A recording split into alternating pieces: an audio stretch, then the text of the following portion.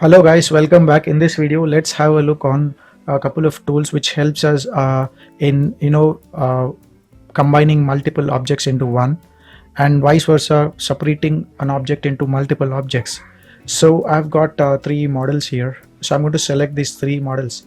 I'll go to the object, and then we have this tool called join tool. You can use Control J to join them, and you see this three set of objects became one object. Okay.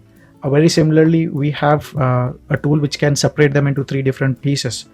For that, I'm going to press tab and then select all the faces, and then go to the mesh, and then we have this tool called separate. You can use this shortcut of P for that. So when I press P, here there are three different things.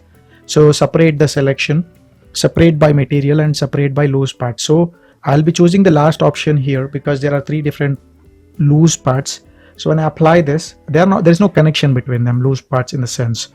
So I'm pressing P on the keyboard and then apply the loose parts option, and then you should be able to see we have separated these objects, okay, like that. Let's say when we are selecting all components, and every set of object or maybe a part of this object has a different material in comparative to the other material, then when you apply this by material separation, so if there are two materials assigned in this, you'll be getting two objects with that two materials. Okay. So I'll be selecting this object, and then I'll be selecting the faces. Okay, so I'll be selecting the scalp faces like that just by clicking.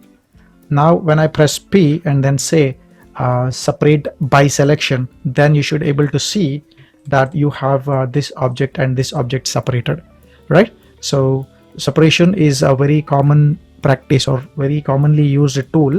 Vice versa, you have the combine tool, okay, where you could select the objects and then press Ctrl J to make it as one object here. Okay, so explore these tools, they're important and at the same time commonly used tool.